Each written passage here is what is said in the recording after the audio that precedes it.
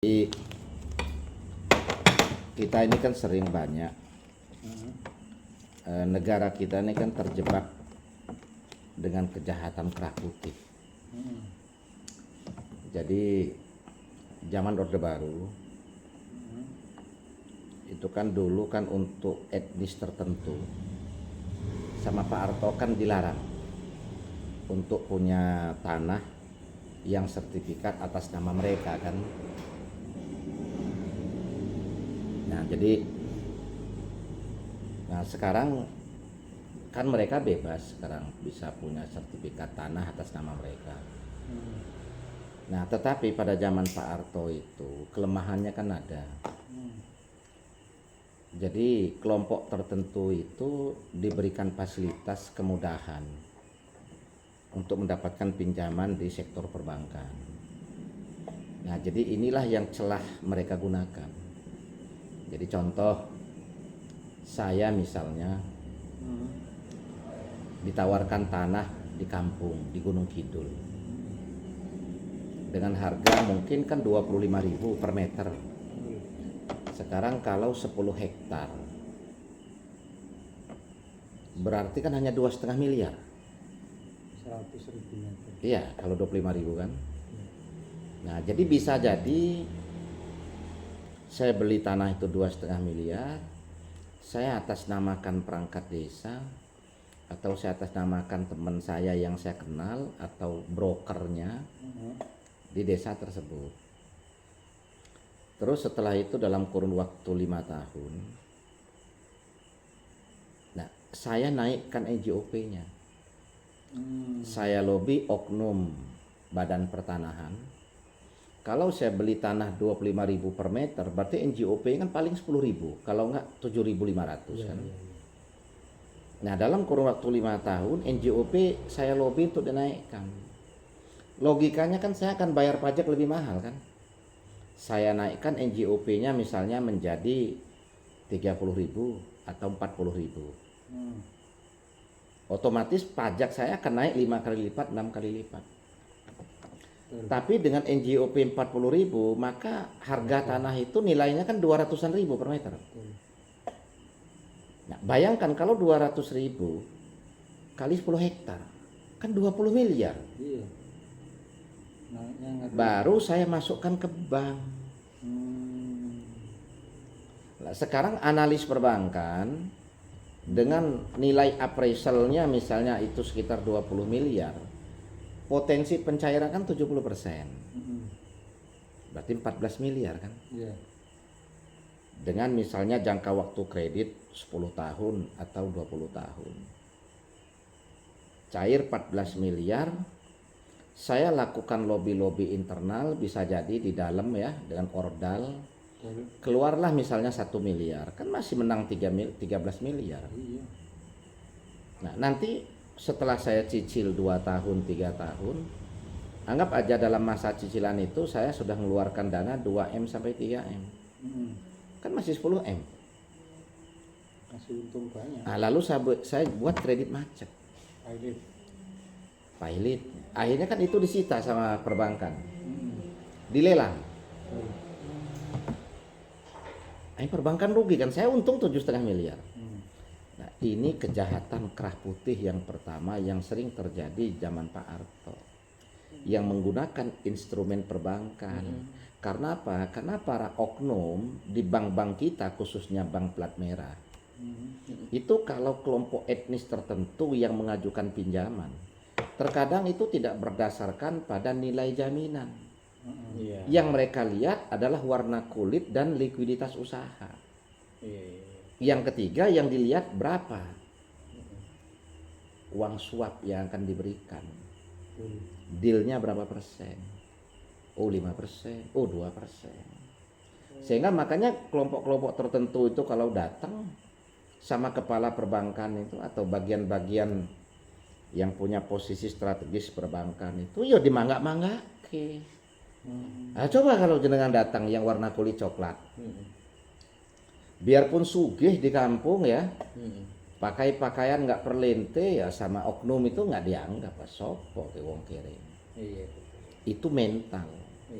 Lah mental oknum pejabat kita di sektor perbankan zaman Orde Baru seperti itu. Itu yang pertama. Yang kedua, yang sering terjadi adalah bocornya perbankan itu dari kredit besar yang dikucurkan ke sektor usaha manufaktur atau industri. Contoh, saya punya pabrik dengan luas lahan 10 hektar. Nilai bangunan anggap aja 100 miliar. Nilai tanah anggap aja 100 miliar. Karyawan ada 10.000. Berarti kalau saya ngajukan pinjaman berdasarkan nilai appraisal prosentasi 70%, berarti kan nggak lebih dari 140 miliar kan? Nah, tetapi yang dilihat oleh sektor perbankan alasannya adalah likuiditas usaha. Karena ini memperkerjakan banyak pekerja, membawa kepentingan hajat hidup orang banyak. Jadi dengan nilai 200 miliar itu saya bisa pinjam 1 triliun. Iya, nanti begitu sudah berjalan, kredit berjalan misalnya berapa tahun, saya udah dapat kucuran 1 triliun. Nilai aset saya 200 miliar. Begitu nanti sudah keluar, cicilan yang saya bayar itu nilainya 100 miliar. Saya buat bagaimana perusahaan saya ini pilot. Nah, akhirnya saya melakukan lobby ke pengacara yang punya sertifikat kurator untuk mengajukan pengajuan pilot di Pengadilan Tata Niaga. Nah, jadi akhirnya kan kurator atau pengacara saya itu mendaftarkan ke Pengadilan Niaga sambil dia nitip pesan dengan panitra. Nanti ini kalau sudah keluar nomor registernya, sudah ada hakim yang ditunjuk, tolong dikabari. Lah kurator saya ninggalkan duit 10 juta ke panitra. Nah, akhirnya begitu nanti ditunjuk hakim, panitra ngabari ke kurator saya. Hanya kurator saya minta ketemu jumpa darat. Lah pada saat jumpa darat dengan hakim itu yang ditunjuk untuk mengadili perkara pilot perusahaan saya, nanti kan dari kurator saya menyerahkan ini nilai hutang di bank A dan di bank B, 2 bank misalnya, karena sertifikat ini 2 kan itu, nilai hutangnya sekian.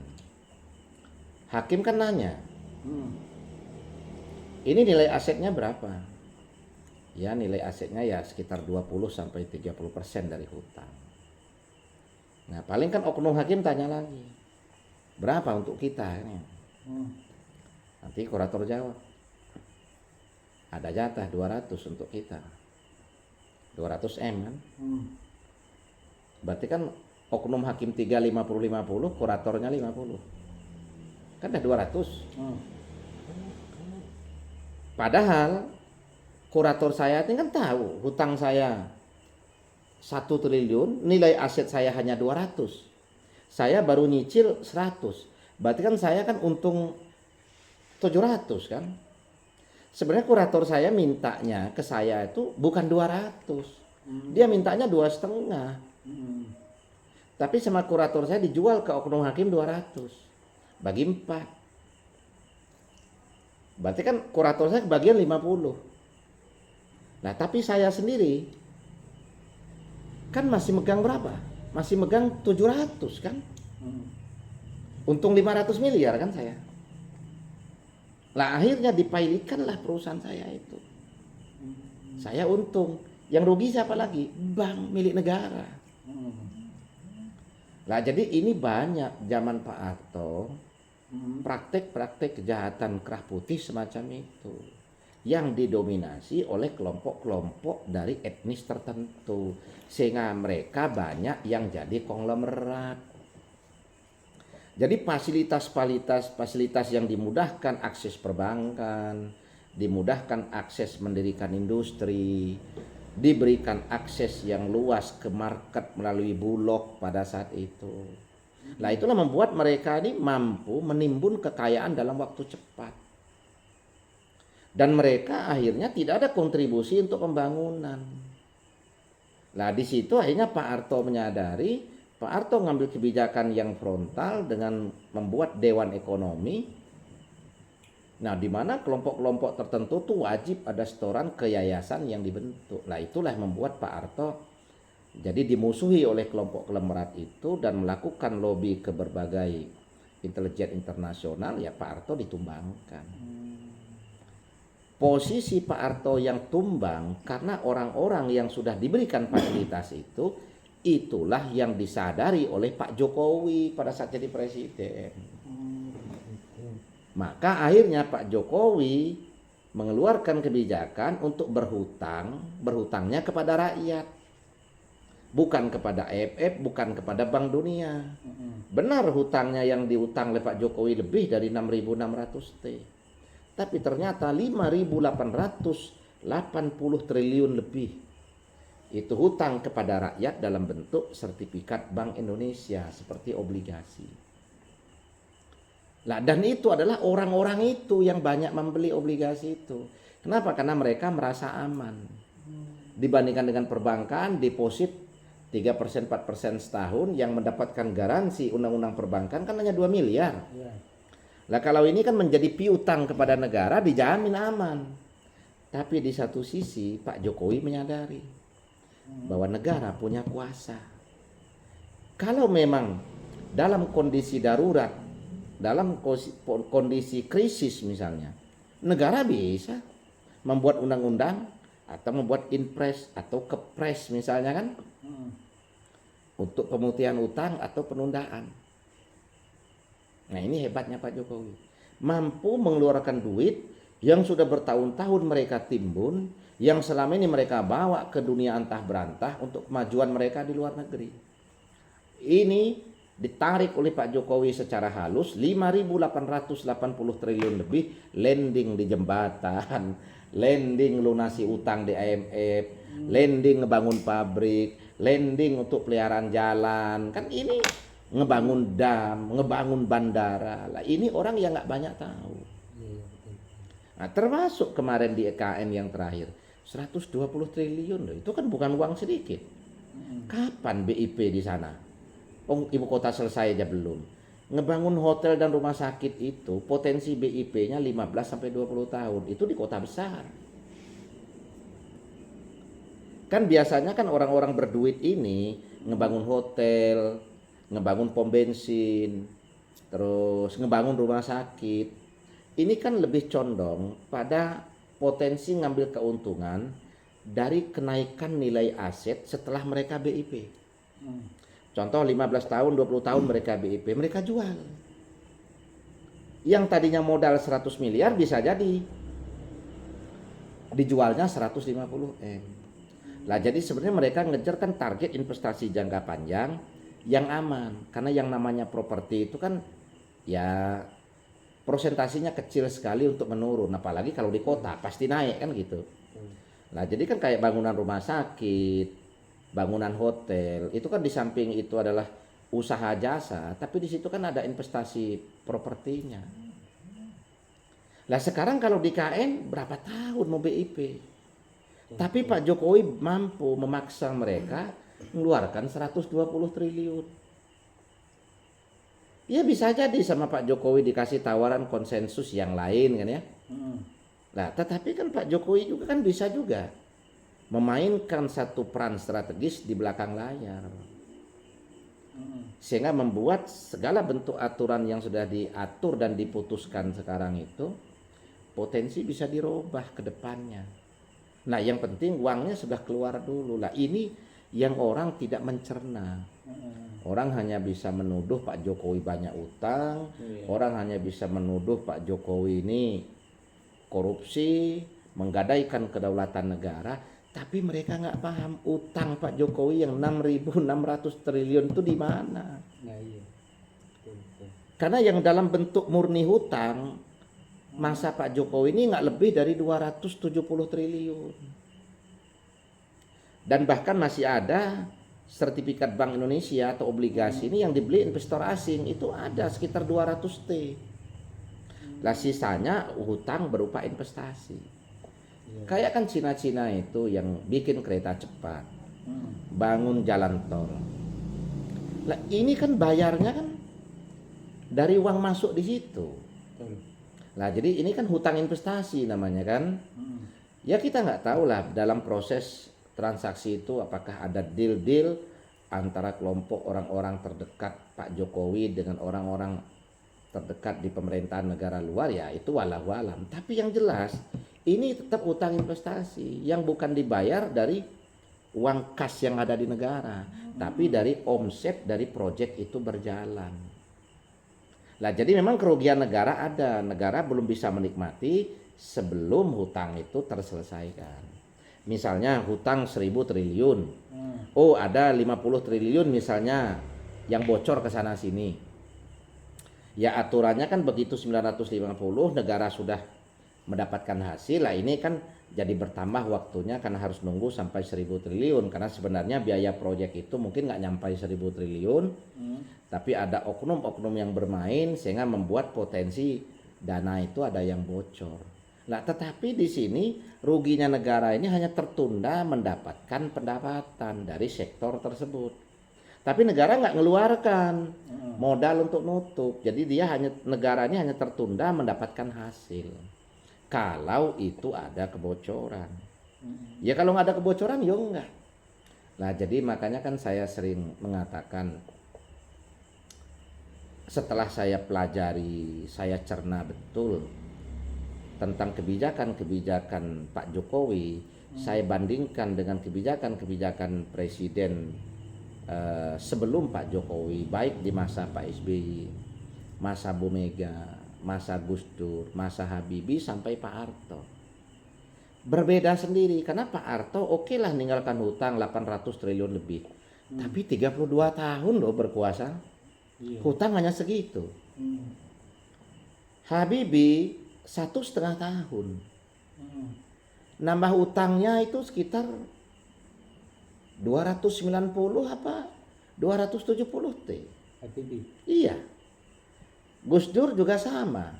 Nambah hutang sekitar 200-an triliun juga. Bu Mega nambah hutang 1.000 triliun lebih. Bahkan Bu Mega kan menjual kapal tanker ke Cina lalu disewa. Ngejual banyak saham badan usaha milik negara, PLN,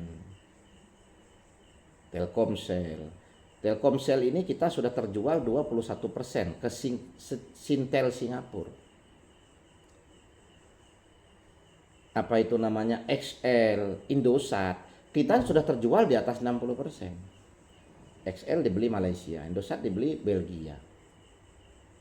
Ini sudah di atas 60%. Itu semua dijual zaman Bu Mega untuk bayar cicilan bunga hutang. Lah zaman Pak SBY juga sama. Hutang bertambah sekitar 2.100 apa 2.200 T. Lah, orang ngelihat hutang Pak Jokowi 10 tahun bombastis. 3 kali dari hutang masa Pak SBY. Tapi orang tidak menyadari hutang Pak Jokowi yang 3 kali lipat dari hutang Pak SBY ini nambahnya, ngutangnya dengan siapa? Lah jadi kenapa Pak Jokowi itu enjoy aja? Bayangkan kalau hutang segitu banyak kok dengan negara luar di IMF atau di IGGI atau di Bank Dunia misalnya, wah ya kita sudah diatur semau mereka. Tapi ini enggak, Pak Jokowi mampu ngerebut saham Freeport 56%. 51. Sekarang udah 56. Oh iya. Iya. Mampu ngerebut saham apa itu Newmont 85%. Ngerebut lagi saham pertambangan gas yang di Aceh 80% yang bertahun-tahun dikuasai Amerika sama Prancis. Nah jadi kenapa dia berani? Ya karena dia nggak bisa ditekan sama mereka. Saya nggak punya utang sama kamu orang. Utang saya itu dengan rakyat saya sendiri. Nah dan dengan rakyat itu ternyata orang-orang tertentu yang notabene orang-orang kaya dari fasilitas negara di zaman Orde Baru. Itu cerdiknya Pak Jokowi. Iya. Mampu mengambil uang yang sudah di tangan mereka itu dipaksa secara halus, diserahkan dengan senyum dan ikhlas, merasa aman dan nyaman untuk pembangunan. Padahal sebenarnya itu jebakan Batman kalau negara dalam posisi darurat. Coba misalnya imbas geopolitik global. Perang di mana-mana, terjadi krisis global. Akhirnya kan ekonomi Indonesia mengalami krisis lebih parah dari tahun 98 misalnya. Ini pasti Prabowo kan mau nggak mau akan mengeluarkan kebijakan darurat ekonomi. Iya. Oh, utang belum bisa bayar Mas Bro. Bunganya juga belum bisa bayar, diputihkan ya. 10 tahun lagi ya kita bayar. Kan rakyat sendiri. Maklum dong, tunjukkan cintanya kepada negara. Kalau kata Prabowo kayak gitu, mau apa mereka? Nah, jadi ini yang menjadi kehebatan Pak Jokowi yang orang nggak tahu. Jadi wajar kalau Pak Prabowo itu dengan Pak Jokowi itu selalu muji. Saya yakin Pak Prabowo itu begitu kenal Pak Jokowi, masuk di dalam kabinetnya Pak Jokowi, jadi tahu. Bisa jadi buka sama Pak Jokowi. Mas Bowo, besok jenengan yang neruskan posisi saya. Tapi jenengan harus tahu, ini loh langkah politik ekonomi yang saya lakukan. Ada kesalahan masa lalu oleh para leluhur, oleh para pendahulu dan senior kita. Tapi nggak mungkin kita salahkan mereka, karena mereka sudah meletakkan fondasi bangsa ini. Tapi bagaimana cerdiknya kita untuk mengolah sebuah strategi supaya orang-orang yang sudah mendapatkan fasilitas itu mau nggak mau harus turut andil, tapi dengan kesadaran, tapi negara aman. Ini yang saya lakukan. Baru Pak Prabowo paham. Oh, begitu. Jadi makanya dia selalu mengatakan politik belajar dengan Pak Jokowi. Jadi wajar kalau Bahlil mengatakan bahaya itu barang Raja Jawa. Iya karena orang kalau hanya kritisi kelompok oposisi yang mengatasnamakan demokrasi, transparansi dan lain sebagainya. Otak mereka nggak mikir situ, mereka hanya mikir Jokowi banyak utang. Tapi mereka nggak mau berpikir secara dialektik, mereka nggak mau menggali bahwa kebijakan-kebijakan itu seperti apa, latar belakangnya, targetnya, tujuannya, sumbernya. Kan mereka kan nggak mau. Mereka sudah berlandaskan kebencian tanpa mereka berpikir bahwa aset negara ini yang sudah dinikmati oleh sekelompok orang tertentu itu puluhan ribu triliun, yang tidak ada presiden-presiden setelah Pak Harto yang mampu mengambil itu. Tapi Pak Jokowi mampu. 5.800 triliun Dimas, Pak Agus. Banyak. Kita nyari 5.800.000 kadang angel. Mau nyari 580 juta angel. Mau nyari 580 miliar lebih angel. Ini kok 5.800 triliun. 1 triliun itu 1.000 miliar. 580.000 miliar, bayangkan. Nah, jadi jangan main-main dengan Pak Jokowi gaya nyantai gitu. Pak Prabowo menyadari 5.800 triliun Mas Bro yang bisa diambil oleh Pak Jokowi. Nggak main-main kata. Kalau bukan Raja Jawa yang punya kesaktian yang luar biasa nggak bisa. Klemer gayanya kan sok bodoh kan gitu. Orang nggak tahu kok. Diam-diam itu lebih lihai dari kancil. Ini bahkan kalau kita katakan peribahasa yang unik, ini kan kancil nyolong timun di kandang penyamun. Nah, jadi bukan di kebun, di kandang penyamun. Bambu dicuri kan sama kancil. Nah itu luar biasanya.